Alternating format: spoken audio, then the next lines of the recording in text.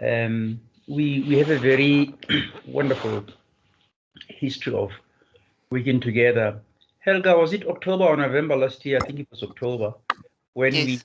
we organized it was supposed to be a conference. It ended up being just a session on mobile learning, and Yeah. Yeah. since then, even before that, Mohammed and I had engaged on several fronts. Mohammed had applied to serve as a postdoctoral fellow at my chair. It didn't work out then. We are still working around the clock to see if we can get Mohammed to join us on a fellowship at the UNESCO chair. But Helga and I had the pleasure to meet. Helga came to South Africa and we had coffee at yes, at Starbucks on Yes. Menlyn Square. Well, this is a small world. And then I learned that Helga is actually my neighbor here in Pretoria. Helga, yes a mooi burmesi. Is that the right word? Oh yes. No, you can call me a mooi meisie. Maybe boer good fit because I did grow up on a farm. Yes. But then I'm saying this because I also need people to know that, see, I lived in London, and this gentleman, Lewis Pugh, who is Yeah. swimming across the cold oceans, was a friend of mine. He's a friend of mine. I still have to go and spend some time with him in Cape Town. He introduced me to the bartenders at the Springbok pub in Regent's Park. And they asked, who is this? And he says, die is die geleerde Chomi wat mee. Geleerde Bantu Chomi. So it's You a, see, in the middle of London, you never know. yes. Yeah.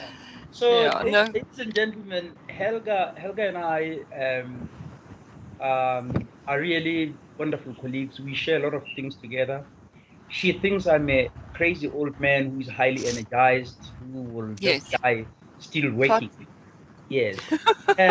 Let me introduce Helga, ladies and gentlemen. She's an adjunct professor of educational technology and in instructional design for both master's and PhD students at Concordia University in Chicago. She holds she sits in many PhD committees as reviewer and external examiner of international universities. I'm reading her profile here. It says her passion lies in the improvement of education by utilizing technologies and methodologies with a specific focus on mobile and seamless learning. And during the year of completing PhD studies in South Africa in 2016, goodness me, we completed on the same year. Unbelievable. On the use of smartphones by students in and out of class, she moved to the USA and settled in Chicago. Sorry, my PhD students are trying to ask me to let them in. Over the past years, her interest in global collaboration has grown to address common challenges and to find common solutions in the field of education. She joined International Association for Mobile Learning, IAmLearn, in 2016 and was on the EXCO as a member at large for 2 years and as vice president for the past 2 years. A global research project was initiated by her in 2018. She has published articles and book chapters and received a Global Outreach Award for initiating blended learning training for early childhood centers and caregivers in Southern Africa in 2019. A book published by IGI, where she contributed a chapter, was selected as part of a collection for e-learning resources in all US schools. Her latest accomplishment is the publication of an e-book with collaborators on seamless learning, and current projects include Africa and Middle East investigation on innovation, and she again leads the Global Research Project 2021 on seamless implementation in all environments. I think this is a glowing resume, if I can say, Helga.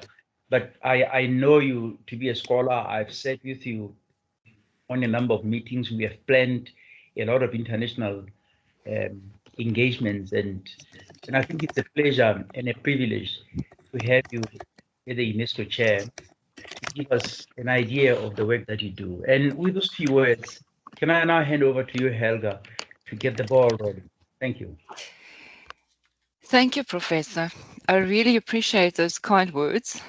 And I must say it was a very great surprise to meet you in person in at Starbucks, and also, you know, the fact that you yourself are very much in the farming business, and I've been watching all your interesting posts. I'm always really excited to see that we have a person in our midst in the academic world that is also hands-on in the Thank you. in the real world, if you can say that. Yeah, thank you very much. Okay, so I want to also welcome everybody.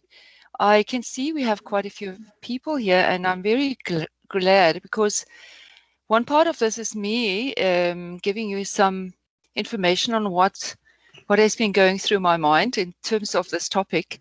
But I also would like all of you to contribute after I do my little presentation here.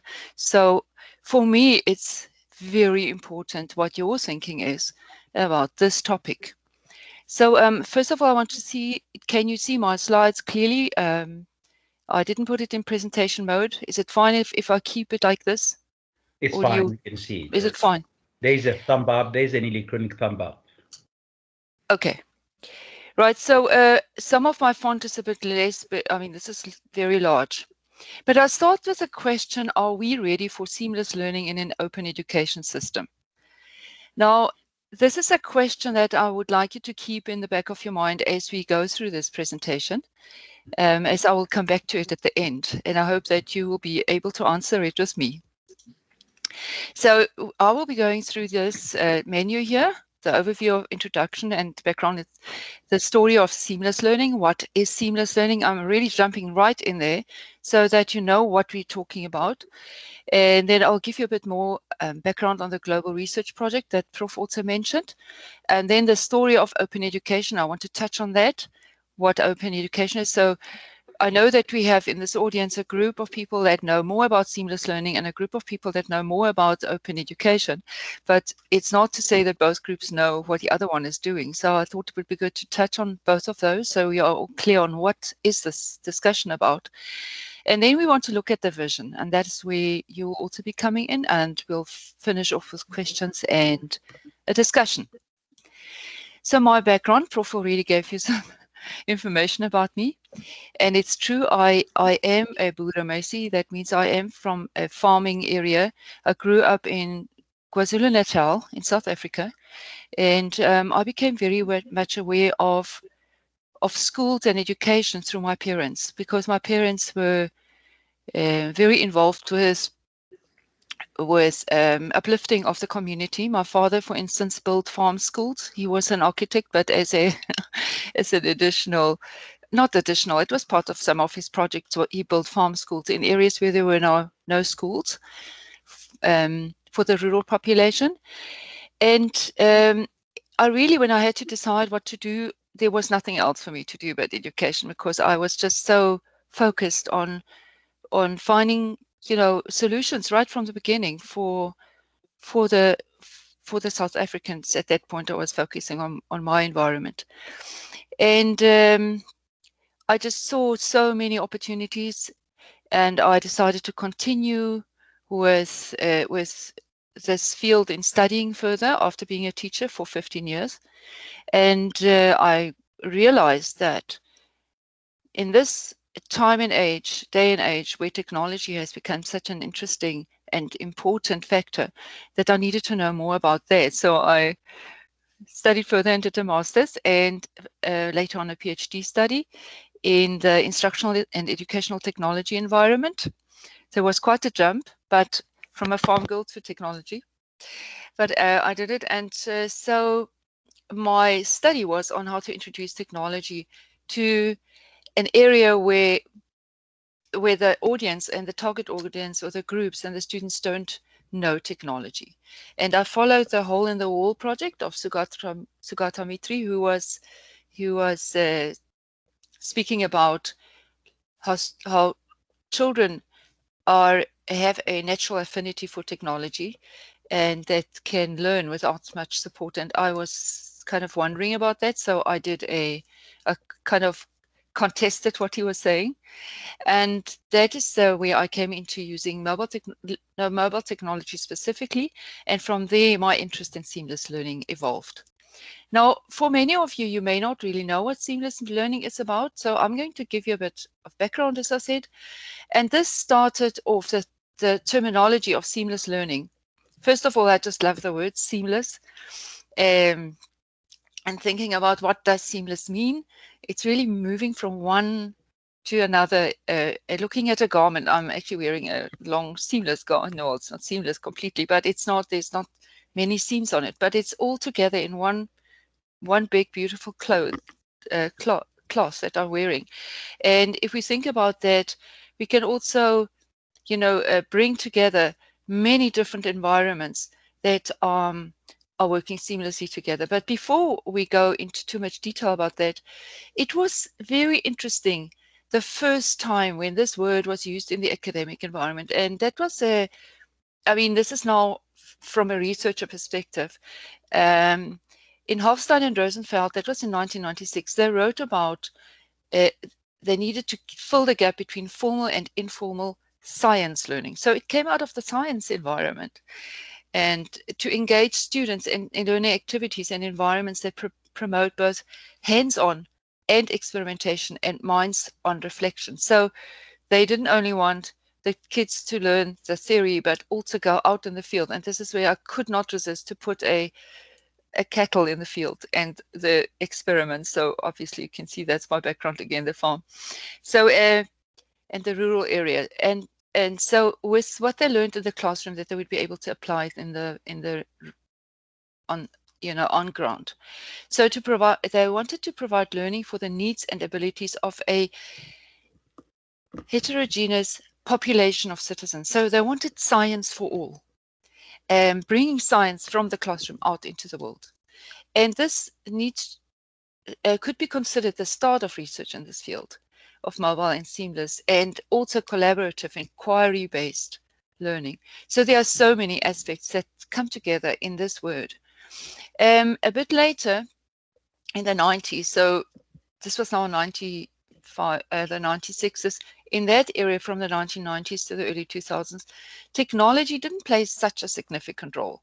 They were already thinking about seamless, but they didn't think so much about technology because computers hadn't, it was the beginning of computers being in schools and so on.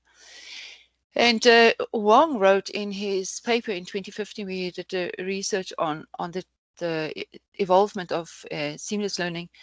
He said that seamless learning was to eliminate the gap between in and out of classroom learning, to increase holistic student support. That was also part of it. So it went from the class to the support side, to encourage students to take advantage of learning resources inside and outside, use their own life experiences to make meaning of material introduced in classes, merging formal and informal learning approaches, and then also going so far as to bring it into the curriculum and organizational support. So it was not so much about the technology in that way. It was more about including all the different environments. Now, from the 21st century, we all know that technology was starting to play a major role, and it started evolving from, large devices becoming smaller and smaller, and then the handheld devices. That's when our first mobile devices were used, also in the field of academics. So technology innovation was used to enable specific personalized learning activities across spaces. And this is so beautiful for me because before it was more of group work, but now it became more personal. And we are talking about personalized learning, where the student is more important than the professor. I mean, professors are important, but who does the learning? It's the student. And then scientists active in the field of mobile and ubiquitous learning reframed the seamless learning concept within this technology-enhanced learning domain, marked by continuity of the learning experience across different scenarios of context and emerging from the availability of one technological advice or more per student. That was Chan et al. That is how he saw seamless learning. And then the availability of personal devices could enable students to learn when they are curious, and I love this picture, when they are curious in any context, and to connect these different formal and informal and individual and social contexts in which they are learning, also through the extension of social spaces in which learners interact. So Wong again states that a seamless learner should be able to explore, identify, and seize boundless, latent opportunities that his daily life spaces may offer to him, mediated by technology. So this is a mouthful, but we also wanted to get a larger idea of how it moved on, not only personalized learning, it also opened the opportunity to learn beyond classroom and more with technology. As you see the picture there, which we have definitely experienced this last year, many of our classes moved online, and the collaboration that was in the classroom moved on via technology.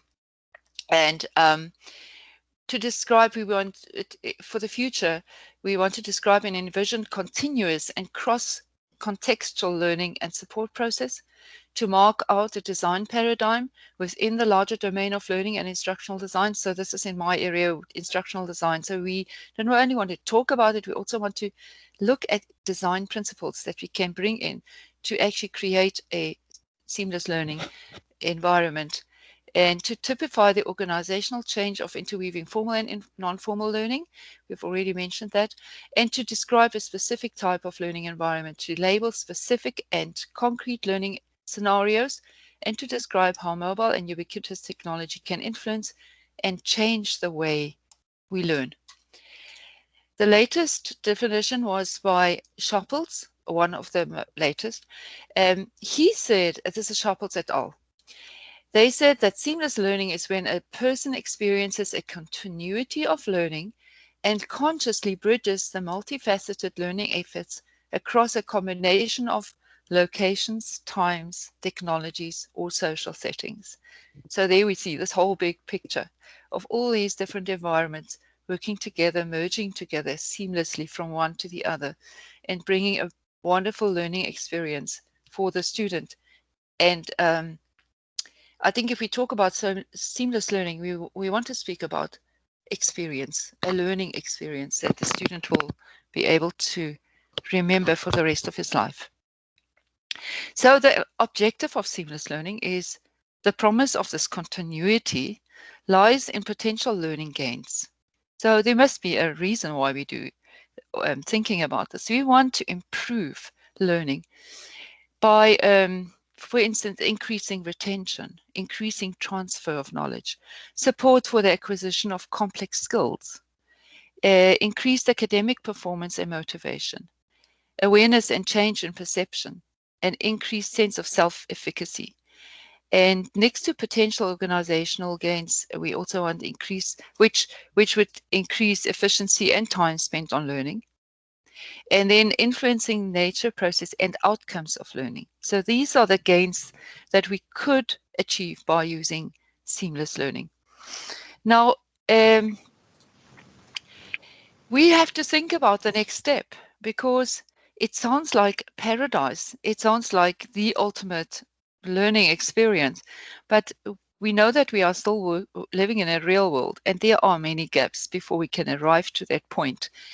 And to achieve this, we need to take come in before we can have the continuity to come into being, and whether individuals should take care of this themselves, we have to ask this question. So how are we going to achieve this? Do the individuals have to make sure that they can gain it by themselves, or are they need additional support through learner designers work, or support through supportive actors?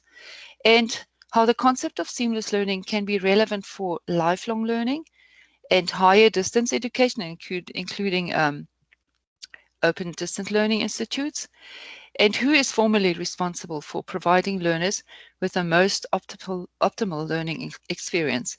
So you can see where my thinking is going. I'm asking the question, how can we achieve this? Who are the stakeholders? Who are the role players that will bring those different environments and together so that we can have a seamless experience for our student?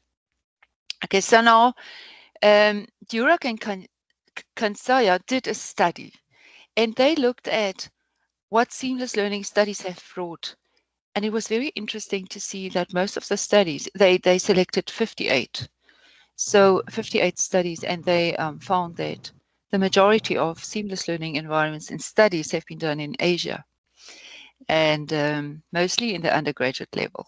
So there is still a lot of space for the western side of the globe, for the southern side of the globe, to explore seamless learning. And as you can see, most of the study was in high secondary K to 12, and the higher education environment still needs additional research. And in these contexts, most of the topics were around language learning and inquiry-based science education to support self-regulation and reflection processes. So those were the topics around that. Also higher vocational and education. So these are topics that need to be addressed, like higher vocational education. They are underrepresented, and currently learning environments and settings are still remain separated in many ways. We know that there's a problem in education in general, and that is working in silos. So this is another thing we need to think about, and the creation of connections and the construction of an overarching context between the different learning environments, the in and outs, the formal, informal, is predominantly not facilitated yet. We have all these different institutions, higher, out, in, and we can see many separate sections in this learning environment, but they are not seamlessly working together. This is really looking at organizations. And so far, not many studies have taken place in higher education. Although this could be expected, especially in our circles. So this is where our Mobile Learning Association in 2019, they were here in Chicago. And that's when we started talking about we should really look into the seamless learning approach. And we decided to use the framework of Rassmann and et al. And she adopted Sharple's, that definition that I mentioned earlier, and she added more information to make it even more robust. To connect learning experiences. So she wanted the learning experiences to be connected. This is now the definition of seamless learning, which we used as a base for the next study we did. Connect learning experience and learning activities through technology-supported learning scenarios using ubiquitous technology and handheld devices that learners experience through participation in various contexts, example, formal, non-formal, and hereby supporting, improving, and enhancing learning and support processes so that learners experience a continuity of learning across environments and settings at different times and are for their learning processes optimally benefiting from their personal experiences both in and across contexts. So this is even more, but as you see, it's a very good basis, a very good foundation from where we started. And we did this project, and I'm going to give you more information about that so that you can understand it a bit more, what we did and also what the plan is for the future. So the Seamless Learning project, we did that in 2019, shortly after the conference, and the conference was in 2018. But 2019 and then 2020, we worked on it last year. We really wrote it up. So the research was done in 2019. I mean, last year we had COVID, so very good time for writing.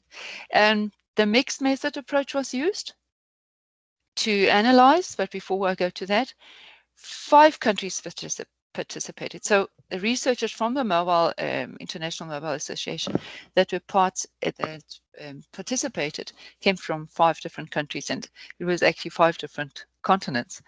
And we used the Disney method, and if you want to learn more about this, you can read the book. It is open, and I have it as part of the resources, so you can go in there. And the Disney method, just in short, it gives each participant, or in a workshop, this is what's in a workshop setting, we would divide the participants in 3 groups: the dreamers, the realists, and the critiques. And then from there, we received their perspective on seamless learning and how they would see it as a possibility for the future. So the audience was higher education, lecturers who had never worked in the seamless learning environment, I mean, let's say with the seamless learning approach, and asking them what do they think about this. So we gave them an introduction on what it is, and then from there we asked them these questions. So from that data, we did a mixed method approach, and we had a quantitative part and a qualitative part. So we used a comparative analysis and a deductive form of reasoning. And what we did is we used the framework of Rasmussen 10 and Fisofa, they had done a study, and basically divided all of the information that we got from the dreamers and from the critics and from the realists. We divided in, as we were coding and going through the information, divided it into the decision, change, and design and implementation categories. And then from there, we looked at what the most important themes were that came out. And then we also added the interesting statements that came from our workshops. So we have a study that was done in Malaysia. We have a study that was done in South Africa. One that was done in the USA. One that was done in Europe, in the Netherlands, and then one in New Zealand. So it covered a lot of different audiences, and it was very interesting to see what they were saying. So the findings were divided into the decision process, and here you can see all the things that came out of the decision process. So they were saying we need to consider the costs, we need to consider the investment and the dangers, we need to think about implementing it for instructors, and then the technology. That was one of the biggest concerns. Obviously, you need technology, and then they were thinking about the benefits, the values, and the results with regard to learning.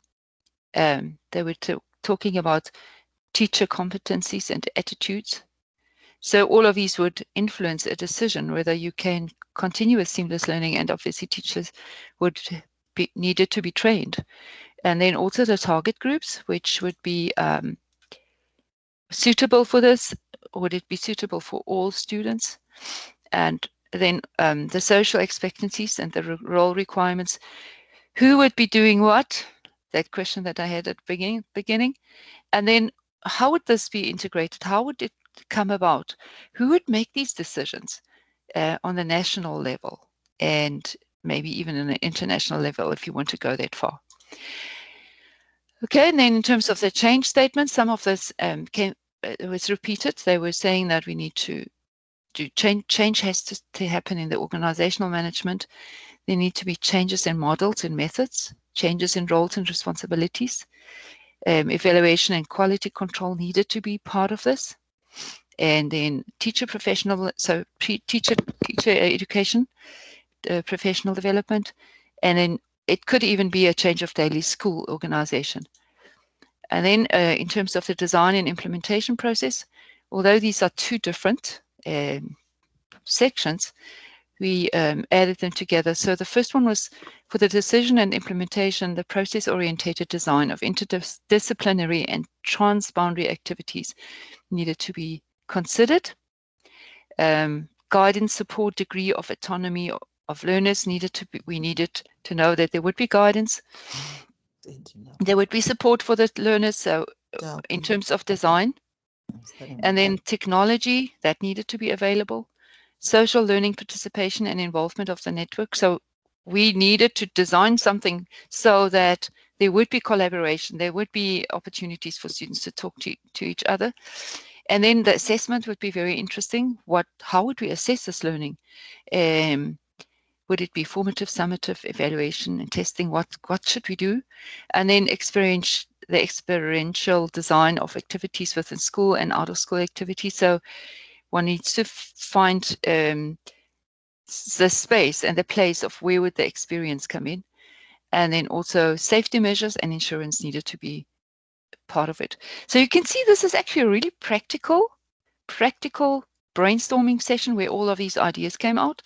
And it gave us a very good base to write our book, and you, as I said, you have access. So we also decided to write an article because there was so much information and we really wanted to share it with the world outside. And then what we did is, instead of looking at this data, we looked at the data that came from the dreamers, the critics, and the realists.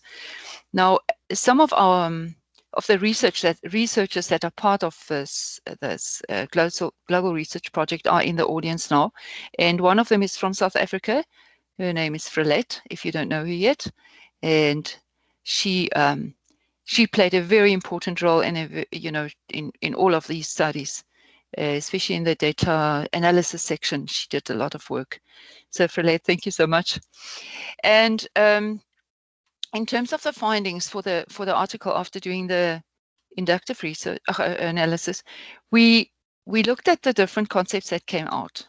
So there were the seamless learning concepts that were very clear because we were discussing them, and specifically looking at the pedagogical approach. And then we looked at the positive concepts, and a lot of that had to do with motivation. So there was a lot of energy and excitement, and we hoped that that would also bring, the same energy and excitement into the learning for the student. The practical concepts, which was the access to technology, the human concept, how important it is to have your holistic approach, the student, the parents, the support of student support and peer support, and then the design concepts. So those were all found again in that. So this was really a more detailed analysis of what we found from the and these two complemented each other. So this is now really the base of the next step. So if you look at it from an instructional design perspective, we first looked at a framework that was already available, and then we tested it in different environments to see what do people even know about seamless learning and what would they expect from that. And then our next section, which we are busy with at the moment, we have 11 countries that are now participating, and now we have Canada, Denmark, Egypt. Mohammed, you are from Egypt. From India, we have Prof. Ramesh. He said he would be here, Prof. Ramesh. And Lesbos, Vasily, if you are here, I'm going to wave at them. Malaysia, Rafida from Malaysia, Eba from the Netherlands. South Africa, it's Frelette. Saudi Arabia, we have Mohammed Osman, one of my friends from Varsity. Sweden, Eba, we have Eba here, and then from the USA, it's me. From Denmark, we have we have a person with a background of ICT, very, very good to know. And in Canada, we also have 2 people that are actually participating. So in this study, we want to analyze a class. So we want to look at what is happening currently in a specific class, and we're using the criteria that we received from our study from last year as our base. and we will then analyze the classes and say what is here and what is missing. And from that, we are writing another book. And then next year, we will redesign the class and then implement the classes.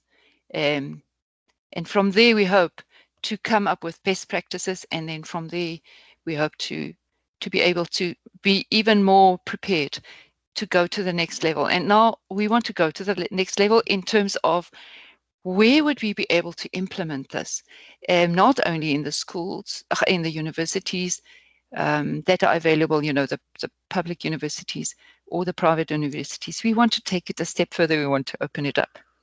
And this is why I was so excited when Prof invited me to speak about seamless learning in the open education system. But now we have a few questions. And before we do that, I'm just going to take you through, and this is for the group that don't have such a big background on open education. The story of open education, when I saw this map, I really thought it was a beautiful map, which summarized the, you know, many aspects, or I would say most of the aspects. And if you see something missing, please tell me. I'm not the expert in open education. I did research on it, but it's not. So I'm more experts in the audience today. So Paul Stacey, I have to acknowledge him. He did this beautiful map, and he illustrated open education as a tree with the roots in technology, educational data, open institution, and open enterprise. And then the branches coming out would be OER, which include open courseware, textbooks, courses, degrees, and research. And then the open policies. I'm just watching my time. The open government, open data, open access, open science, and then the open GLAM. I don't know what that is. You have to inform me. And the OSS, OSHW. And then which areas would we be, which environments would be focused on? Is the global north and south. We're talking about the education institutions. That would be K-12 and tertiary. These are all the role players: faculty, government, librarians, administrators, students, communities, bookstores, citizens. Do you see how we're already touching some of the things that were spoken about in the seamless learning? And in funding, open advocacy, open conferences, open events, open awards. This is really what we want to do and improve. And this is what open education does. And open partnerships, open leaders, and open ambassadors. So here we have a beautiful picture of that. And open education, that one part of the tree, which we will be talking about, is education for all. So that is one of the goals. Education for all. If you remember that first slide about when did seamless learning start, was about education for all, inside, outside the class, for all the audiences. Free or very low cost schools, college, university education available to everyone with a particular jurisdiction, usually funded primarily through the state. Okay, so this is just the one part of it. Then there are open access to programs that lead to full recognized qualifications. These are offered by national open universities, or more recently by the OERUs, and then open access to courses or programs that are not formally accredited, although it may be possible to acquire badges or certificates for successful completion, like MOOCs are good examples. And I mean, you know about MOOCs, they have taken the world by a storm, although they are not necessarily accredited. And then open educational resources, that's another really interesting part that instructors or learners can use for free, like the MIT's Open Courseware, which provides free online downloads of MIT's video recorded lectures and support materials. That's one example. There is much more. And then there are open textbooks, online textbooks that are free for students to use. And open research, whereby research papers are made available online for free downloading. This is one of our big aims at the International Association for Mobile and Seamless Learning, is to keep our resources open. So you can go to LearnTech Lib and you will see that all our conferences are open, all our papers. And then also open data, that is data open to anyone to reuse, reuse, and redistribute, subject only, at most, to the requirement to attribute and share. So this is really, in a nutshell, what open education can be. There's so much more to describe with more detail. And then another section which I thought is really good and important to mention is the open pedagogy. Well, you can imagine why I think this is important. So the attributes of open pedagogy, as understood by Hegarty, and he describes them as participatory technologies, people, openness, and trust. So this is really important to have as part of the open pedagogy, innovation and creativity, sharing ideas and resources, connected community, learner-generated, so that the students actually generate their own knowledge, reflective practice, peer review. So these are all the different aspects that are very important as part of open pedagogy. Now, if we think about seamless learning again, there is a very good, very big space for open pedagogy. Right, and then, well, it's the future of OER, OLD, open pedagogy. Educational resources are becoming more freely and more open, available for teachers and learners. So we know that we are living in a world where we need to start opening up, and there's more and more available for teachers and for students, but it needs to be more open. And OER open up the possibility of greater student participation in the creation as well as the selection of learning materials. It is essential to embed OER with a robust and appropriate teaching framework or pedagogy that exploits the potential of OER. And I highlighted that because it needs a teaching framework. And OER may lead to a new open pedagogy, but more likely will lead to the greater adoption and adaptation of existing teaching methods that benefit from the potential of OER. You know, it's one thing to have all these open resources and having open education. And, you know, it's wonderful to have that because now we open the access to education, but it needs to be based on a principle of pedagogical, you know, approach. And how will we do that?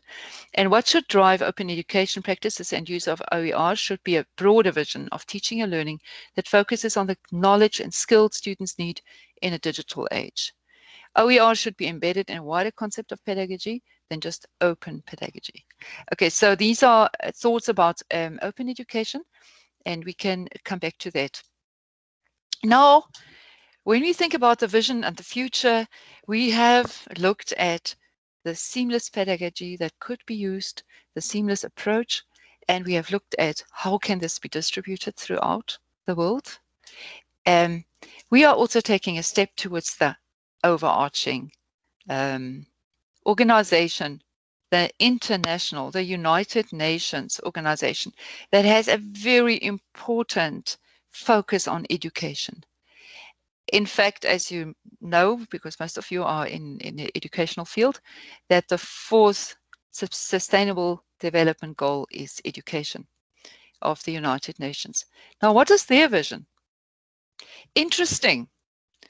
UNESCO, together with UNICEF, the World Bank, UNFPA, UNDP, UN Women, and UNHCR organization, they came together in a world conference in 2015. And they said, let us unpack what we need.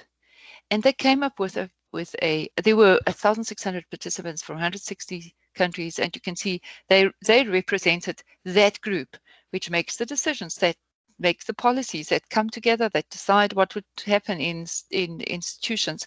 They all came together and they brainstormed and said, what do we need? And they said, we're going to have a goal for 2013. And here is what their declaration was. They want to stand strongly united on a new, all-encompassing approach to ensure inclusive and equitable quality education for children, youth, and adults while promoting lifelong learning opportunities for all. I'm not going to read all of them because I see that my time is getting less, but it's really important to look at each one of these. They also talked about financing. They also said that they commit to bold, innovative, and sustainable actions. And achieving these goals means that success can only be declared when it can be declared for everyone. And that is really our aim as well in the seamless learning environment. We want everyone to have access. Now, these are the 4 goals, and they are unpacked here on the slide. And I think our work really lies, and this is whether it's seamless or open, lies in higher education, is in 4.3, where they ensure inclusive and equitable quality education and promote lifelong learning opportunities for all. This is for the girls and boys. This is for the primary, secondary. This is for pre-primary. And then here we come to the adults. And quality technical, vocational, and tertiary education, including universities. So we can see that there is a place for what we have in mind. And the United Nations and UNICEF are supporting this 100%. They also are, and we remember that we're talking about, we need technology, we need finances, we need infrastructure, and they are committing themselves to be part of, to uplift. Here 4.7 is, 4.7 by 2030.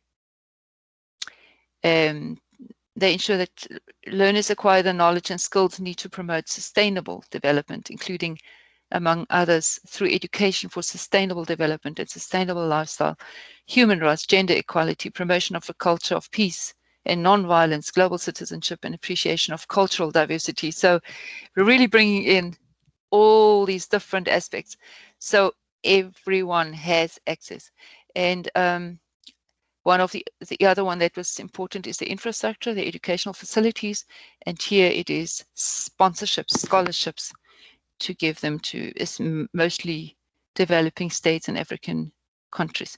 This is so inspiring. I'm really excited about knowing that we are in a time in the world history where nations are standing together that say we want to do this together. But then again, I want to come back to the question that I had at the end, and this is where I'm going to stop, is the question about the way forward. Are we ready? And these are the questions I'd like you to discuss with me and with the whole forum here. Are we ready for an open, seamless learning environment? And how far is seamless learning, a seamless learning approach, this approach that I started off with, this continuity of learning across environments, an option in the open learning environment? And then the second question, so we can speak about that first. And the second question is, how can collaboration between researchers, policymakers, and, you know, these silos that are working all over the world be improved so that we can all reach the goal of the United Nations? So this is where I'm ending my presentation, and I would like to open the floor for questions, for contributions from here on.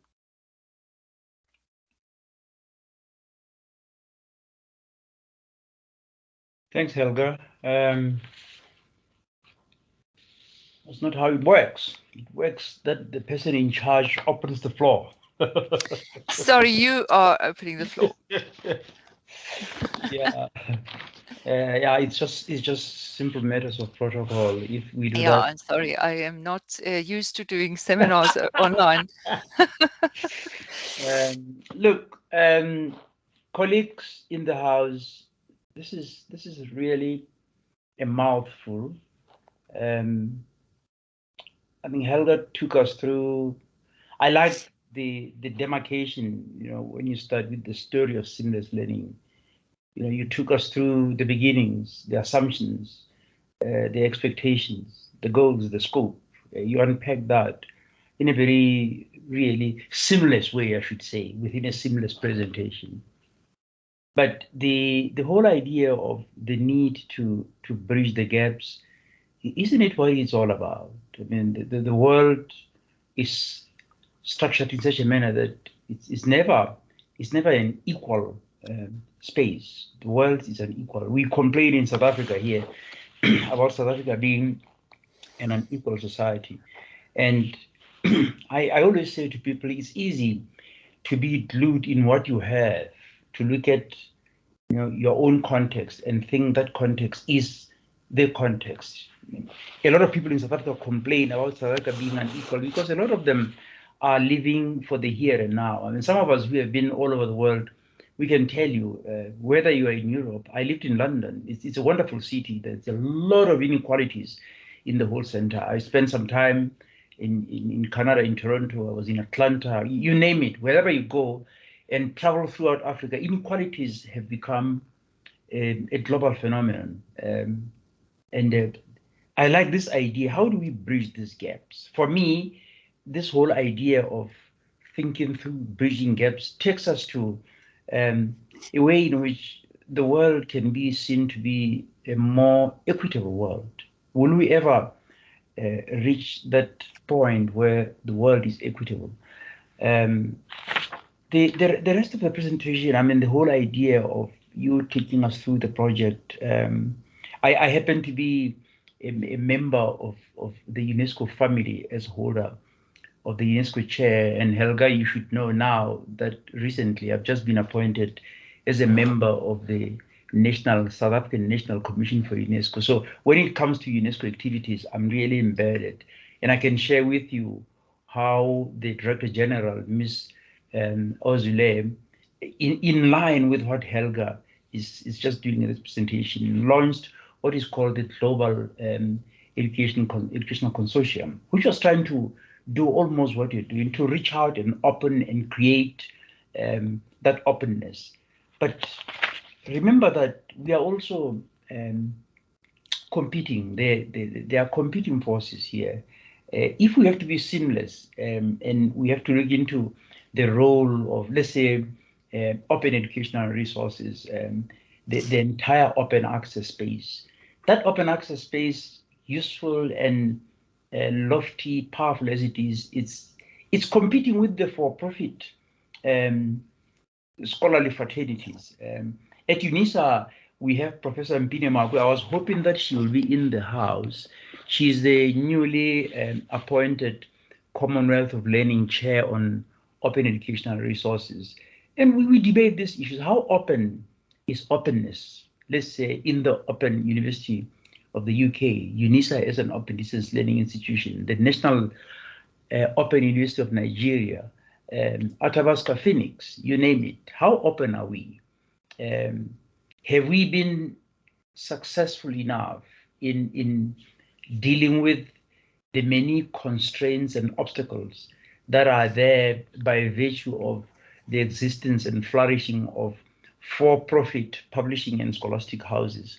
And these are the challenges that if we are to attain the seamlessness that Helga is speaking about here, and if we are to really make a difference and ensure that this trend impacts the world as meaningfully as we expect it to be, we need to deal with this. Many people think that you can have access to open educational resources, but the majority of them are not even aware that there are ranges and categories even within OERs in terms of accessibility. But some just use the term open educational resources, but somebody somewhere is paying for them. There are ranges of what's open, what's accessible, what's relatively open and accessible, and what's not accessible. Anyway, I just thought that these introductory remarks would help spare people to think broadly about the things that Helga is speaking about, the way forward.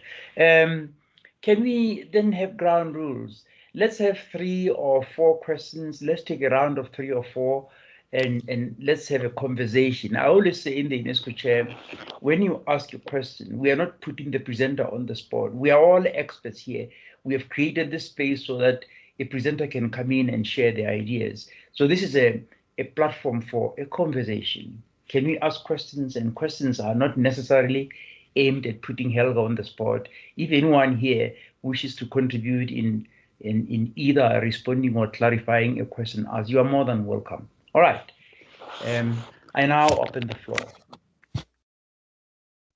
A hand just shot up. I'll acknowledge. I need to see. Actually, I wanted to mention. I wanted to put you on the spot, Aus Makina. Antonio Makina is one of our major role players at UNISA in ODL. Let's take two more. Let's see if we can have two or three more. I recognize you, Dr. Makina.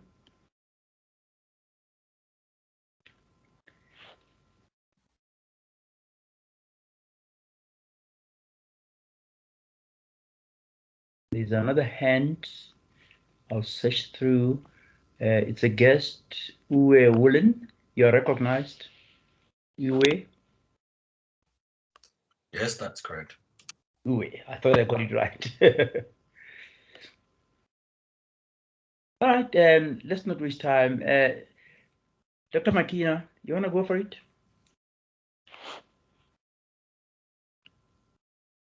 Thank you very much, Prof. Mweketsi, and thank you very much for the presenter for such an interesting presentation and interesting ideas that you've brought to the table. So mine perhaps might be a mixture of a comment and a sort of a question, because whilst Prof. Mweketsi was also commenting on this, I was just thinking that perhaps let me start with what I'm thinking, the comment that it seems that what is coming is with a lot of ideas on the types of learning, or the ideas about learning that are coming in the world. Are you not seeing that it looks like we are coming back to more of the same? Because in trying to find out continuity of learning and trying to think of openness, open learning, and all those ideas, if you try to understand what is the difference of the other, so that you are able to analyze the other and therefore perhaps know the way forward on how to tackle the other. For me, it looks like it's a mouthful. It's something that really need a lot of perhaps research, a lot of communication, conversation, not only perhaps webinar. Possibly it needs to, webinar, yes, but internationally it needs more audience to perhaps converse about these types of learning, and perhaps try to come to their difference. Is there much of a difference, or is there much of sameness? Why I'm saying that is because when we talk open, sometimes as you have put open in the continuity of learning, is how do you manage to open an arena or an educational arena where somebody doesn't feel that things are open? You are in an environment where you think things are not open, but then there's talk for open learning or an open environment. Now, how is that going to be? I think perhaps that puts me to the question. The questions are sort of philosophical. I don't have answers or whatever. I don't know. But my way forward could be perhaps, I think there is need for an in-depth conversation with different audience who are perhaps not only the high-level audience, but the audience that appear to be living in an open environment, but being encouraged to live in an open education system. Thank you.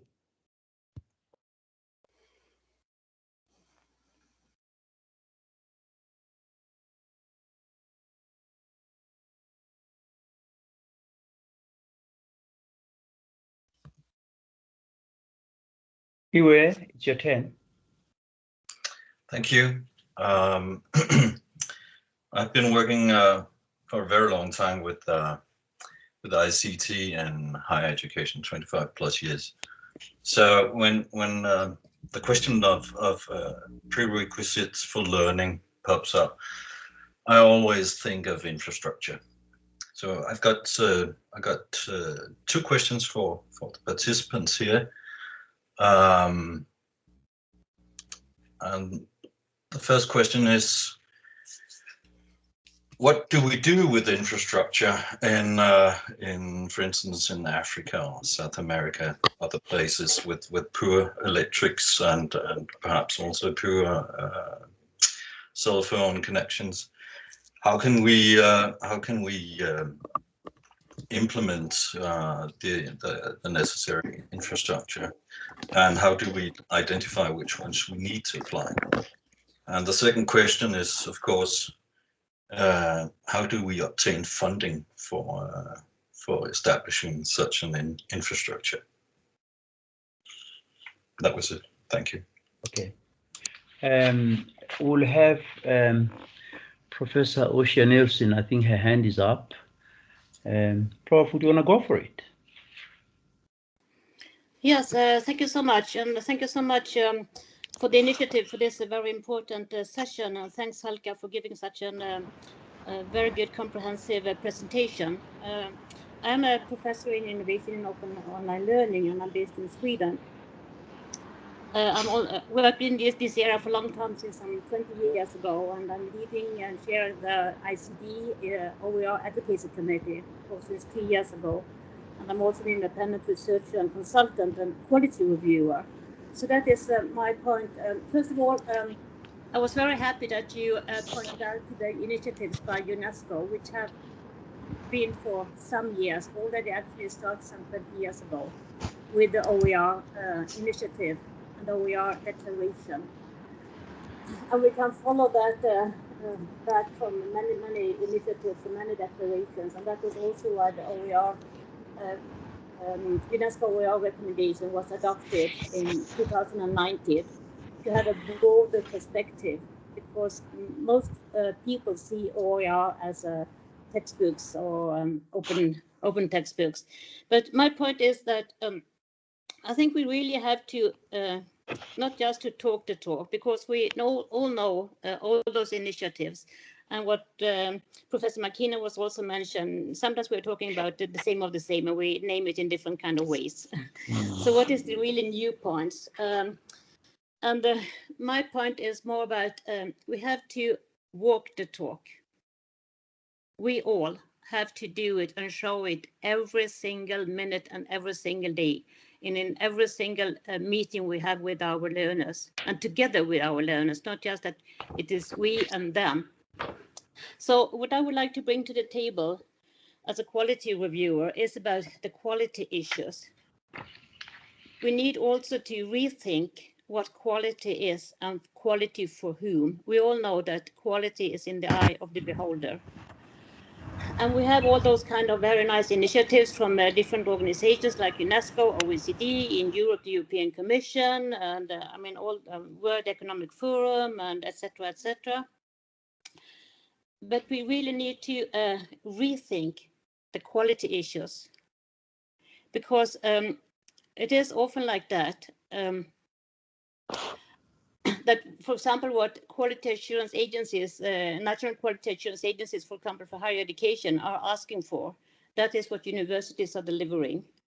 And what universities are asking for, that is what faculties are delivering. And etc. down to the row. What teachers are asking for on the assessment, that is what students answer. So we need to see the whole ecosystem of this openness, and to really to have the seamless educational approach as you are arguing for. So what kind of quality dimensions, what kind of quality issues are we really working with? And that is also, for example, mentioned in the, not just mentioned, but arguing for in the OER recommendation from 2019, that we have to monitor and evaluate in a total different way, not at least to those 5 areas which are expressed, which is much more than textbooks, if you really read those 5 areas in the OER recommendation. Because in the end of the day, it is very much about social justice, human rights, equity, and not at least lifelong learning, which has come very, very high on the agenda. And I would like to add to that the new initiative from UNESCO about the futures of education, and that is in plural because there are many futures. And the sub-heading is about learning to become what people would like to become and can become and have the aim to become. To take the other perspective, from the learner's perspective. So from that perspective, I have so many more questions, but I just would like to raise this to the table. And also maybe about, as the previous speaker was talking about, infrastructure. That is one very, very important issue. But leadership at all levels, macro, meso, and micro level. Because leaders who are brave enough to change the agenda for openness, and to change the agenda for quality, and to change the agenda for the infrastructure, for example, etc., then we can move forward. Thank you so much. I stop here, but I have so many more questions.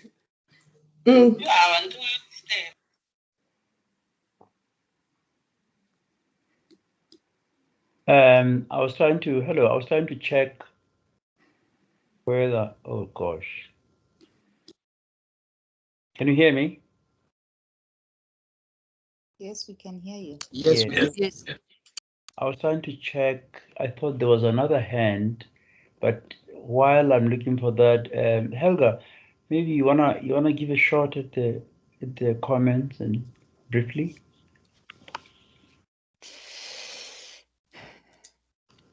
I realize that it is a mouthful that I discussed today, and it's going to take more than an hour to go through all these issues. I think the group that are attending today have maybe been overwhelmed because there's so much to think about and so much detail. And I do acknowledge the questions. I really acknowledge your, all the different suggestions. One really needs to start, and this is what my plight is really behind this whole presentation is, when can we step away from ideology and actually do this? That's why we are doing our seamless learning projects and get to the ground and do it. But then, as Ebba was saying, one needs to do it every day. It must be part of your walk and talk. I can't really give you an answer. I mean, the first one is, are we going to do the same? Isn't it the same as we've done before? It is the same. But the plight of education has never been as, I think, as critical as now. Especially if we think about gaps. And as Prof was saying, there are so many gaps, in terms of equality, in terms of backgrounds. The moment we start talking education, we need to look at that. And that is what's relevant now. We cannot ignore it anymore. It has to happen. It just has to, it must be done. And the question about technology and the financing, that's always the first question when it comes to education and seamless learning specifically. The goal of our study, I'm coming back to that the whole time because that's what I'm focusing on, is the goal of the study is to find ways of bringing quality learning. And I'm so glad that Eva mentioned that, because the greatest concern we as educators have is the quality of what our students are learning. To continue with the quality of learning, whether it's under a tree without technology or whether it is in a classroom with every technology, the quality of transferring knowledge and how much knowledge that learner takes with him is what it is about. And I don't want to say that technology is not important, but we want to see if we can develop a pedagogical approach that offers the same quality, whether you have a lot of technology, if I can say heavy technology, or light technology environments. We don't want to rely on technology to improve learning. We want to rely on the knowledge and the approach of teaching and learning. So maybe this hasn't come through exactly, but that is the real aim.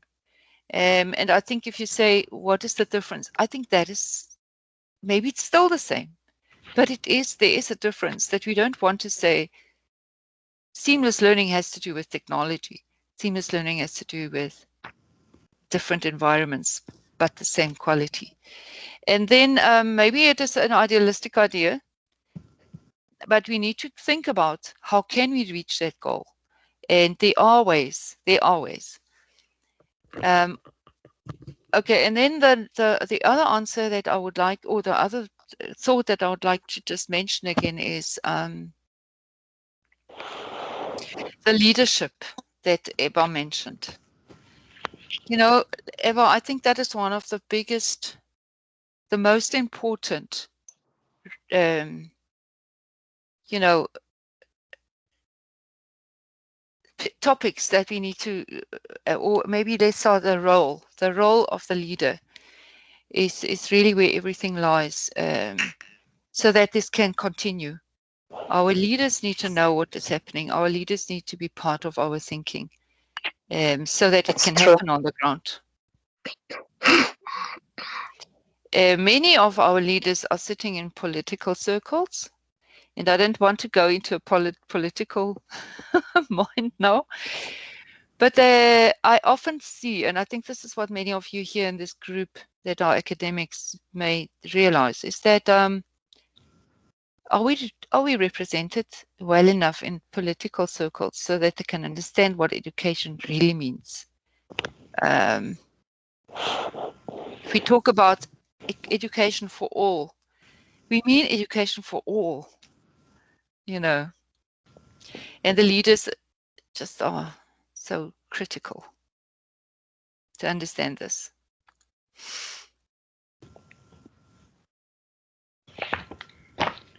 Yes, Helga. These are really complex issues. The debates we have here at UNISA, usually spearheaded by Professor Mpinamakwe, is always to challenge ourselves as UNISA to say, how open are we? We are an open, and we are accessible.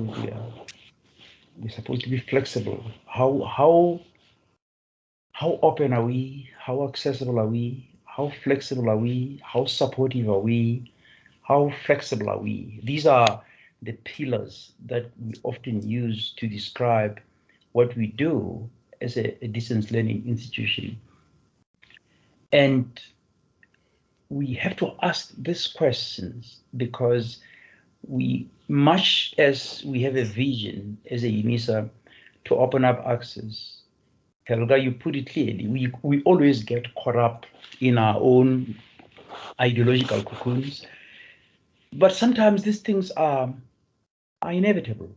You know, ideologies are so powerful; they tend to preoccupy and dominate people's thinking that they blur our own approach and judgment going forward. So it's ideology will always be there, but we need to find creative, rational and efficacious ways of managing ideology such that it does not frustrate or hamper the kind of meaningful things that, I mean, people who are gathered in this seminar, in this webinar, I believe we are here because we have a purpose. Our purpose is education, and we are trying to find ways in which we can make not only education impactful, but efficacious and such that it, it impacts society in a more meaningful way. But when you mention ideology, these are things that are always there, invisible, but they affect our practice. So, and we need to talk about them, because when we do so, then I'm sure we are able to brainstorm and generate ideas going forward on how you. If you are a leader, you can't lead quietly. You have to lead through consultation, implementation, monitoring and evaluation, and so on and so forth. Professor Sernas, you still have your hand up, or is it an historical hand? Yes, it's a new input. I needed to make sure. Yes, you are welcome. If you want to come in. That's why I took it down for a while, because I saw it was still there. Yeah. Yes, I have a new input, and that is, I mean, again, what you also mentioned, Helga, and also myself, we have to really walk the talk, and we have a fantastic tool for that since 2 years ago, with the OER recommendation from UNESCO. It was adopted by all member states, and that was more or less the whole world, as you know. And as I said in my previous input, this is very, very important, because it really tackles many angles of the openness in those 5 areas, including an added to that is about monitoring and evaluation, and that is the quality aspects. So if we really would like to do something, and that is also what the member states have promised to do, we all have to be advocates to implement this recommendation, not just talk about it, but implement it in all the different kind of levels where we are active and where we can have an influence on it. So I think that gives us enormous potentials to not just, as we have been talking about, to just have another declaration, another vision, and all these kind of things. But now we really have a tool for implementation. I don't know how many languages we are gathering here today, but I mean, of course, first one thing is maybe to translate it into your own language, because it's always easier to understand it in your own language, because it is very much about the culture and the tradition, and the words are so much more than the words, so to say. I myself, I have been involved to translate it into Swedish. And we have now started big campaigns and conferences to disseminate what this declaration is about, this recommendation is about. So I mean, that is one concrete thing which all of us can advocate about. And it's not difficult, it is rather easy. And that is also what UNESCO want us to do, because they said already in 2019, when it was adopted, that everything from now on should be related to this OER recommendation. And for your information, I think you may know it, Professor, but there is also discussions now about, it started already, I think it was in May, a meeting about open science, which would go together. There will also be a recommendation on open science, which would be aligned to this OER recommendation. Thank you. Helga, while I'm waiting for hands, you want to chip in there and maybe touch base on what Ebba just said? Yeah, Ebba, I would like to get a bit more information about that, because you were saying, is it a long document? Yes, it is.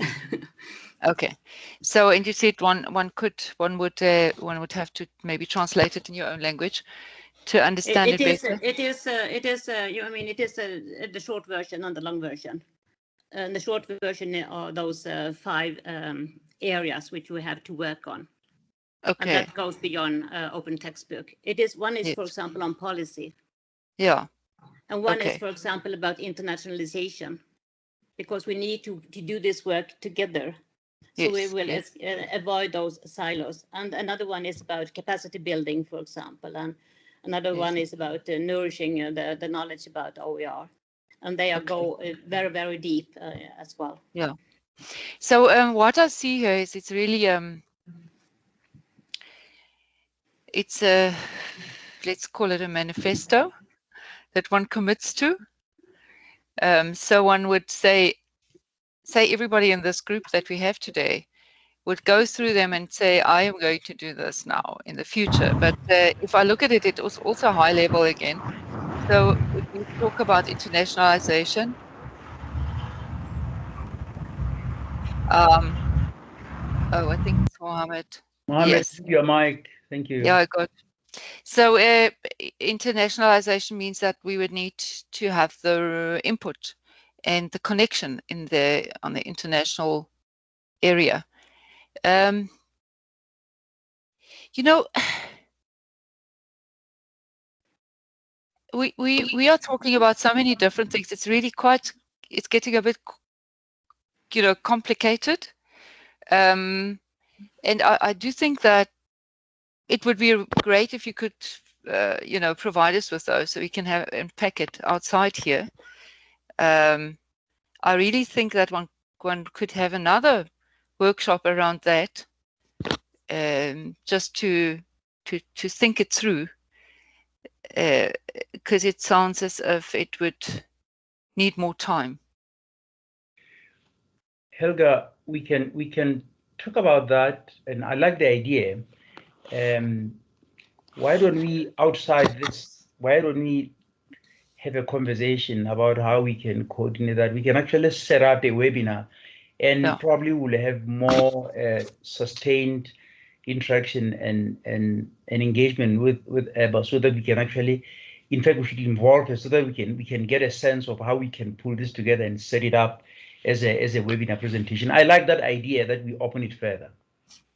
Okay, because it is quite a broad, a broad topic there. Yeah. Right. I can maybe just mention that, the second question that I had there, how can collaboration between researchers and policymakers be improved to achieve the common goal of education for all? This is a question that I think many educators they feel as if they are working in silos, have. They're working at their universities, they're working in associations like we have now, or they are working in education systems in their own countries. And each one obviously is focusing on their environment, but how can we work together? How can one reach out? This is a question that I have to you, Prof, because I know that you are one of the people that connect, that network. And it would be I think it's a good question for anyone that works in the education department, in the education field. Yeah. I know you've put me on the spot. Sorry. What I did, maybe I should share this with the people who are gathered here. When I received the offer for UNESCO when UNESCO endowed the funds for me to have the chair here at UNISA, one of the critical objectives, something that was hammered in me as a key, is that UNESCO endows the chair to UNISA. UNISA is in Southern Africa, but UNISA is part of Africa. UNISA is part of the global community. And one of the key issues in anybody else who goes into the UNESCO award of the endowed chairs, you'll see that one of the critical emphasis there is to forge collaborative partnerships, South-South, North-South, and North-North. We are encouraged at all costs. So what I did was to forage on the Southern African area first. The Open University of Mauritius, we are in partnership with them, collaborative, lots and lots of exchange. In January, I met with the Vice Chancellor of Botswana Open University. My secretary is here, she had just completed an advanced project management with the University of Cape Town, and the purpose was for her to really take over the project management of the chair. And I said to her, we are going to Botswana, and I know that Dr. Selos is in the house. She's my postdoctoral fellow based in Gaborone. I said, we are going to Botswana. I need to, here are the ideas. I need to develop a project concept paper that we are going to table to Dr. Tau and the team of the vice principal in the University of Botswana Open University. And she did that. We went in there, a very young person, but we went to Botswana with a clear idea of what are the things that we want to do concretely. And I then moved over. There's another wonderful working collaborative partnership with the Namibian College of Open Learning. There's a partnership going with the Open University of Zimbabwe. In Southern Africa, we needed to mobilize our own fellow role players in ODL. If I'm initiating programs in the UNESCO chair, it's important that the inclusivity of working with our local stakeholders, our local role player in the paradigm, that should be enhanced. So we did that. But of course, then I moved on. Professor Simon McGrath in the UK, he's also the UNESCO chair on international education. Professor Daniel Burgos is the UNESCO chair on open learning in La Rioja in Spain. So they are all these massive, and they are not just partnerships. They are partnerships where we collaborate, we cross-pollinate with projects. The very same issues that we are dealing with at the UNESCO chair, we are opening them up so that we can engage with others. There are books that are being developed right now through Springer in partnership with Professor Olifir, who is the chair on multimodal learning at Northwest, and Professor Daniel Burgos and myself. And that's what it is. It's just to say to you that you need to have a particular eye for partnership. My eye for partnerships is partnerships that are rooted in South Africa, because UNISA is a South African university. But it's also partnerships that are rooted in the Southern Regional Bloc of SADC, the Southern African Economic Development Bloc.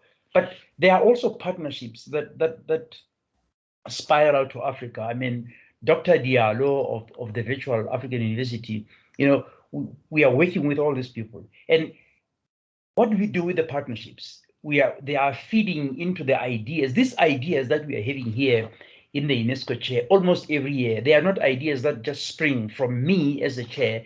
They are ideas that spring from engaging and working with partners in South Africa, in Southern Africa, on the African continent, to say, what are the things that ought to be prioritized in Africa, in Southern Africa, in South Africa at UNISA, that would assist us in creating an impactful approach. I mean, Helga has just fed us with a very useful concept of seamless open learning.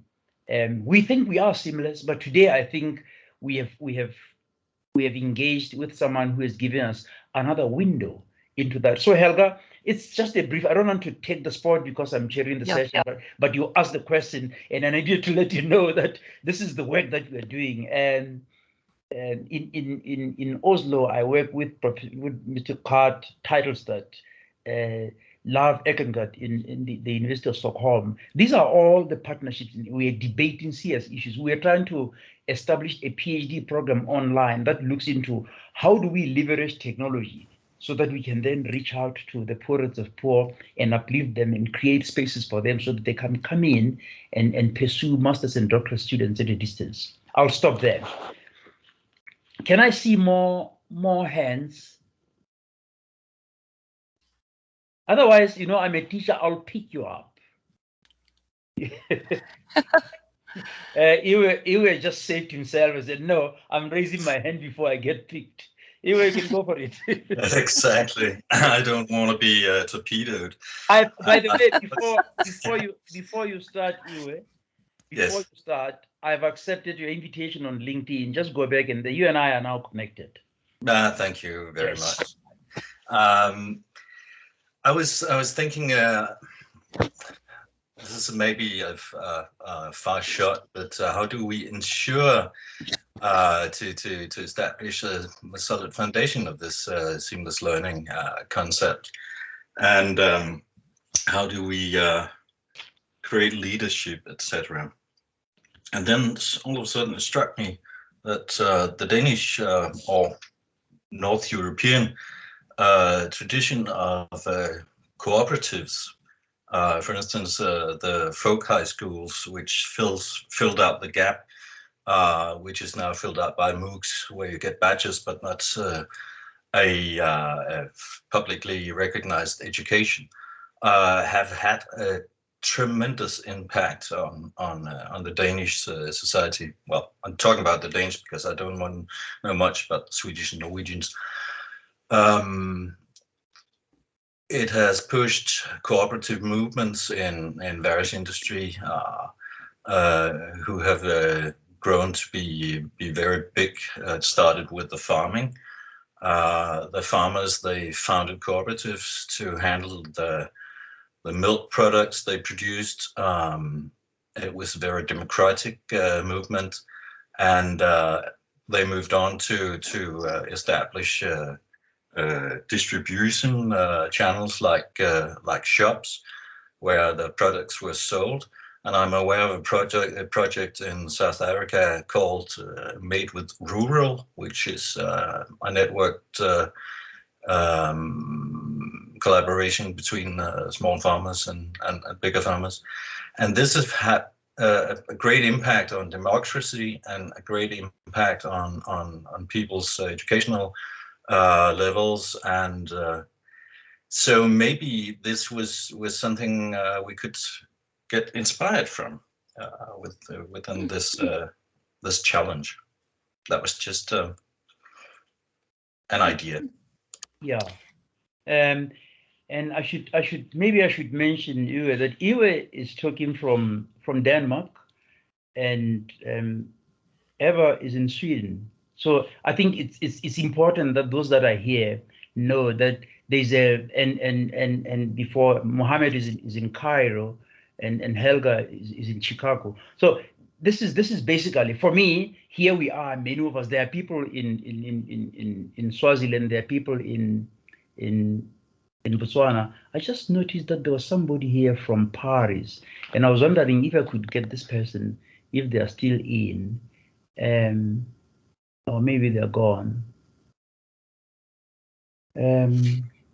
Rahlanga, is Rahlanga in the house?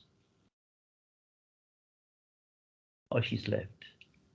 But that's the point. The point is, this platform here, it's a platform where we are speaking from different globally dispersed contexts, and it's rich, and it's rich in a sense that we are able to exchange, to share, and to move one another forward. I like that, and that's where the whole idea of how do we achieve seamlessness, basically, how do we consolidate these partnerships so that this kind of sharing that we're talking about can then be explored further and be consolidated. Ntuli, you wanted to say something? Your hand is up.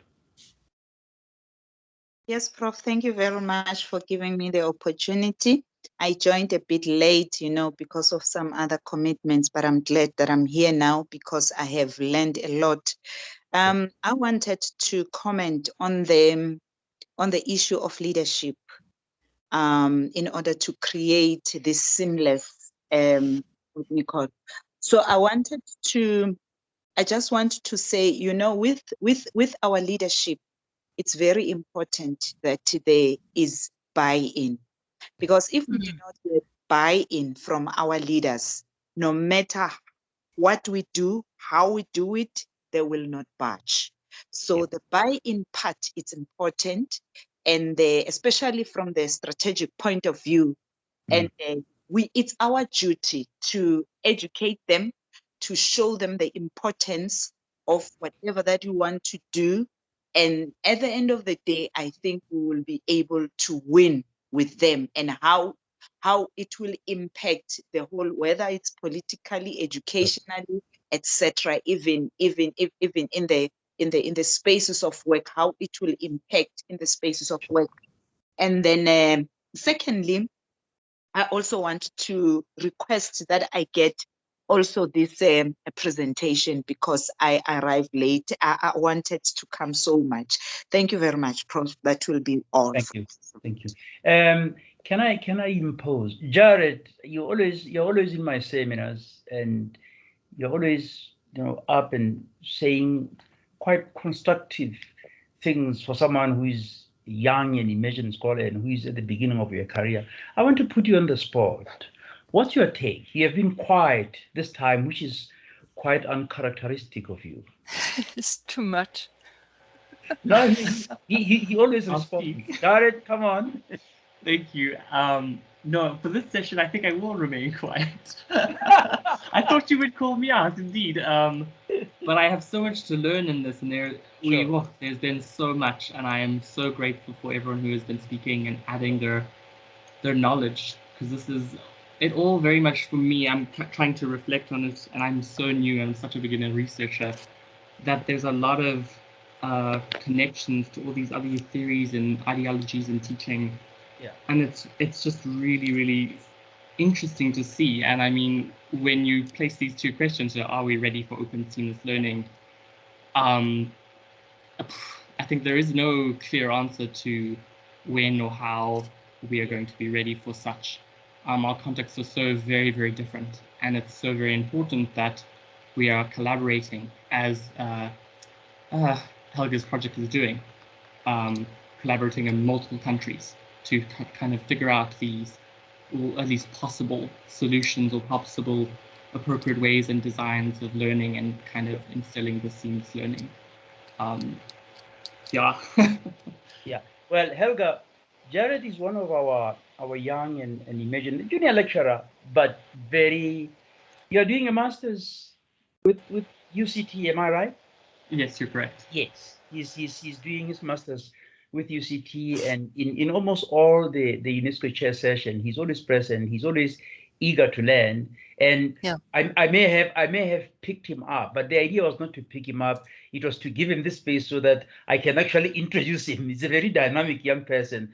As a professor, you don't say in public that a young person is dynamic, but I'm saying that. Denzin, if you are in the house, Denzin is our IT technical person who has assisted in the development of MOOCs. And I think I'll have to pick Denzin. Are you in the house? Denzil Chetty? No, he's not. Yeah, I wanted to bring people like those. Denzil is also another young person who's just completed his PhD, and he's driving the development of MOOCs. It would have been interesting to bring him on board and for him to share how does he see this. He's a very much an active person with the UNESCO chair. Whenever there's a technical development of a program, we always put Denzil on the spot, and he comes out with all these dynamic ideas. Well, it looks like there are no more hands.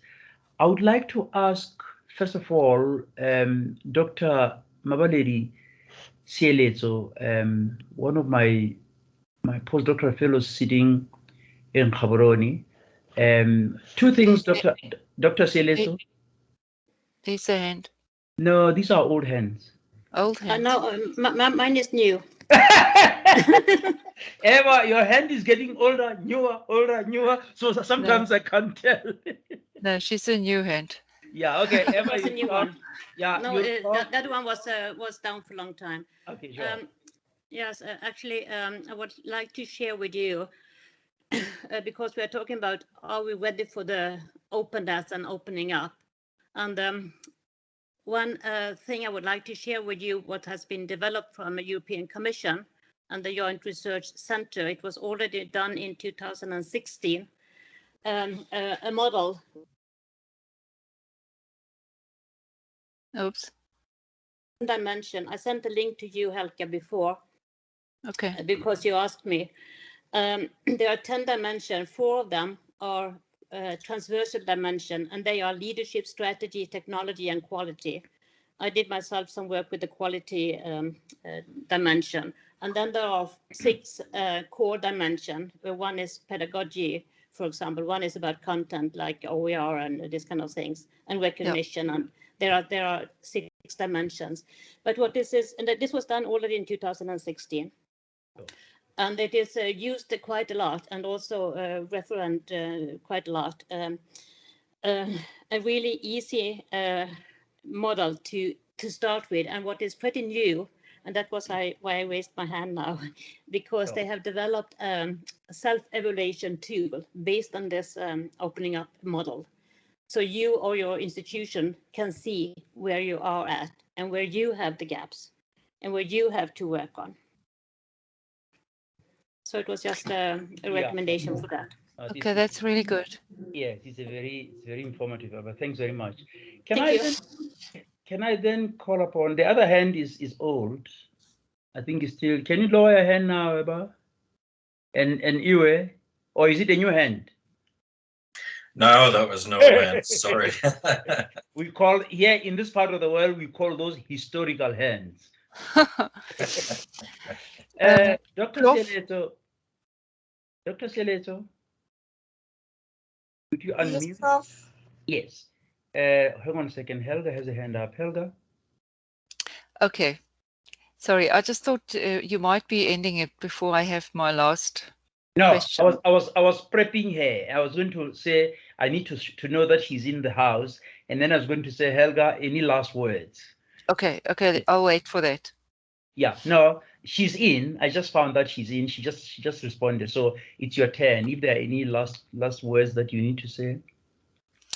Okay. Thank you so much. I first of all want to thank everybody that took the time to be part of this. And listening to the feedback of some of you, I really hope that you are also inspired as I am to work towards education for all and quality education for all, and using the platform of open education. And I was thinking, with that question, there was an idea in that question. The first one, are we ready for an open, seamless learning environment? And the idea is, can we do collaborative research with the open learning community? If I say we, I mean the seamless learning group and the open the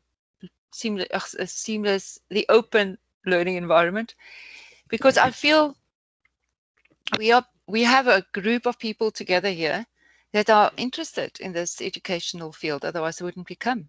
And if any of you are interested in doing research together with us, you are more than welcome. I will be inviting you to a meeting, and then we can talk about what we want to research on and how we want to approach it. So, Prof, I'm not going to do anything without you. You need to be part of it, of course. But I do think that this might be the beginning of a closer relationship between the International Association of Mobile Learning and the seamless learning topic, and the open education group. Yeah. And then I'm also thinking in the same field, in the future, for the future, how can we collaborate between researchers, policymakers, and improve the common goals of education? And with Eba in our audience, she has a lot of connections in this area that we can maybe pursue the conversation and unpack some of these things that we have mentioned. There was so much. So this is really my thinking for the future from this forum of people that came together today. So I'd like to invite you to continue the conversation, and then we can hopefully find, practical ways of implementing the bigger vision. Thanks, Helga. I want to invite Dr. Mabaledi Sieletso. She's my postdoctoral fellow. I've had a very successful relationship with her. We have produced lots and lots of programs, lots and lots of collaborative, co-authored works with her, and she's now in line to move to a senior position. I want to invite Dr. Sieletso to briefly just give us a bit of how does this seamless presentation play itself out in the Botswana context. And you don't have to give us a dissertation, just briefly, what are the higher spots, what are the lower spots?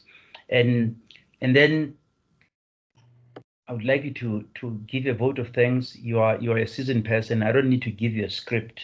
You are good at that. Before Dr. Seleso comes in, I need to make this announcement. Next week, from the 4th to the 6th, the UNESCO chair, jointly with the UNISA Research and Innovation Directorate, we are hosting basically an offshoot of the UNESCO chair Open Distance e-learning conference. This is an international conference. To date, we have officially over 700 delegates that have registered. We are closing up to 30 papers. We are working day and night, myself with Ms. Virginia McManus, to work around the program, finalize it, allocate chairs of the sessions. We have succeeded in getting the availability and participation of 3 keynote speakers. Dr. Mishra from the Commonwealth of Learning will give a keynote address on the first day. Prof. Mahalia Bali, Mohammed should be smiling there. Prof. Mahalia Bali of the American University of Cairo will give a keynote address on the second day. Professor Basket of Anadolu University in Turkey will then give a keynote address on the third day. I've invited, and we're going to have in our midst 4 vice chancellors of the Open Distance Learning institutions in Southern Africa. Dr. Suko from the Open University of Mauritius will be in the house. Dr. Daniel Tau of the Botswana Open University will be our guest, one of the members of our distinguished guest. Professor Paul Gundani, who used to be a professor here at UNISA, he's now the Vice Chancellor of the Zimbabwean Open University. I have a confirmation of his attendance. Dr. Harold Murangi, my closest friend, who has invited me several times to the Namibian College of Open Learning to give keynote, I think 2 keynote addresses, will also be in. We are also going to have in our presence our retired Vice Chancellor, a very close colleague of mine, Professor Mandla Makanya, who will be in the house. So this is huge. We have 3 panel discussions. Each of those panel discussions has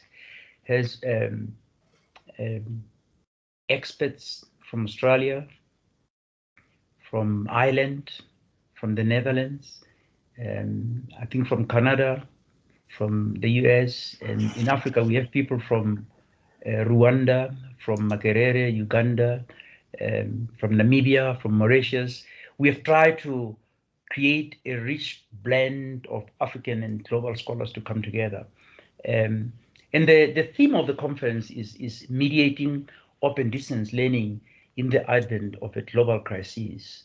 So Helga, your presentation today, I think, fits into exactly what the conference that is coming in next month, early next month, is all about. But it's just for members to know, if you are interested, those that are not part of UNISA, that are not part of Southern Africa, if you are interested, please drop a line. 2 of my members of the UNESCO Chair Secretariat are here. They will be able to send you either the link and the call just for information, and the rest of the logistical and protocol information. This is huge, and now that we are gathered here as part of expanding this collaboration, it would really make me extremely happy if those of you who are here would express interest. We'll send a link and be part of it, even as guests. You don't have to bring the papers because we are closing. We ask people to submit full papers, and we have been involved in reviewing and putting them in. All the papers that are going to be presented here are full papers that are no more than 4,000 words. So we have gone through that. I'm just inviting you to come in as delegates and as guests. Yeah, and it's an invitation. I don't think it would please me to have a lot of you who are gathered here. I'm talking about here, Eva. I'm talking about Yui. All these people who are here. You are from Sweden to Denmark. If you are keen on being part of this, and Helga, just come in. Dr. Seleso, would you want to come in briefly? Seamless learning in Gaborone, and then please give a vote of thanks. Then we can close the session. Thank you so much, Prof. I'll be very short. I'm naturally a very tall person, but I'll be short in terms of sharing with colleagues. Sure. It was quite insightful, Professor Hambrock, and we really appreciate your efforts. The such insightful presentation and very highly interactive session from participants. So we appreciate you, colleagues, and we say thank you for always. We like Prof. Like I said earlier on, we do have regulars, and we always wish to thank you, colleagues, for making the UNESCO chair what it is, and for making us what we'll always be. Like they say in Setswana, we say "Re thata ka lona," meaning that we will be nothing without you, both the presenters and our audience. So we really appreciate you. Just a little one on the seamless learning in Botswana. I really loved the part where Prof. Hambrock, we make reference to mobile learning and stuff like that, because here in our country, you know, kids coming to classrooms with mobile phones was actually an offense that they were punished for, and the gadgets will actually be confiscated by the administration. Now, I like it the way you put it, because the tables have turned around. Now we are saying, bring your phones to school, bring those gadgets that we didn't want. And this gels back to the question that we have asked to say, are we ready? We who, both the practitioners, educational practitioners in the education sector, be it open and distance learning, be it conventional.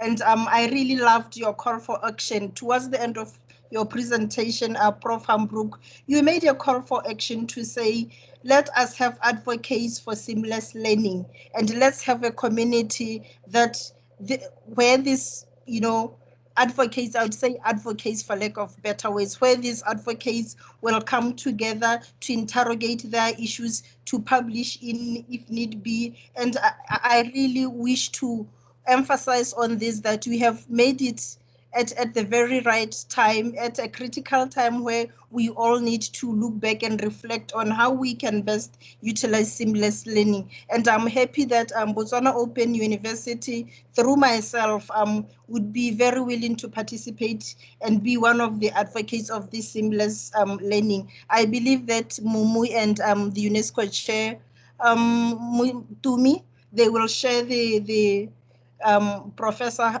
Hambrock's contacts with us, like the email and stuff, so that we all express, those that are interested, our willingness to be advocates, our willingness to participate, our willingness to respond with an affirmative action, with a big yes to this call for action by Prof. And Prof. Letseka, Prof. Hambrock, colleagues, ladies and gentlemen in the house, thank you so much and have a good afternoon. Thank you. Oh, well, there you go.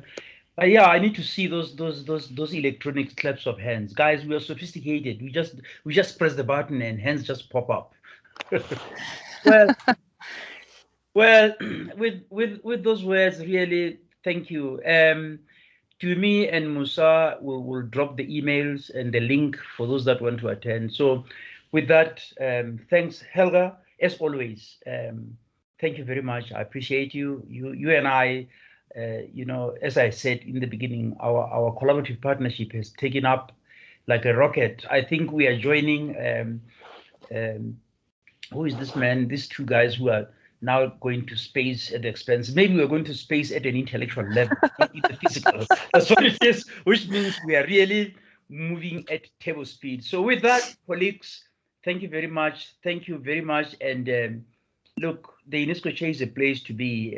Next month, we have Dr. Mary Oko, who is the head of the distance learning unit at the University of Pretoria.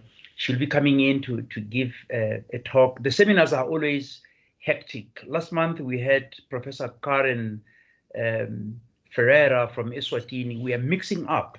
Before that, we had Professor Som Naidu from Melbourne. So we are creating a space where the voices across the world can come in and find this a healthy platform where we can cross-pollinate and collaborate and share and network and then move forward. We have already started. I mean, this session alone, there is already a major project underway, which will then begin the part of scholarly collaboration. And with that, I thank you. Goodbye and stay safe, stay away from the the big malls stay at home. COVID has a delta, which is ravaging communities. So let's just be safe. Thank you very much, and bye bye. Thank you. Thank you so much. Thank you, Prof. Thank you very much. Bye bye. Bye bye. Bye bye. Thank you. Bye bye, Thank Prof. you very much. Bye bye.